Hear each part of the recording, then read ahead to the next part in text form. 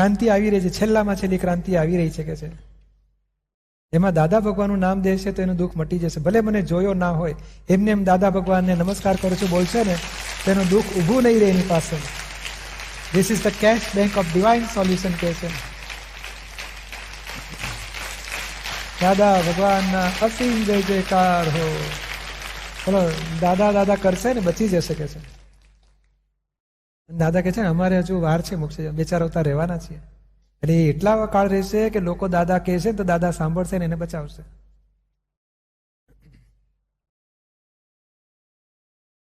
કે છે એટલા માટે આ માળા ને બધું એ લોકોને આપું છું ને કે છે, કારણ મને અડેલા પરમાણુ છે ને એ પરમાણુ એને અડે તો શું થાય, અને પછી અમારા કયા પ્રમાણે જે ચાલે એની તો વાત જ જુદી ને કે છે.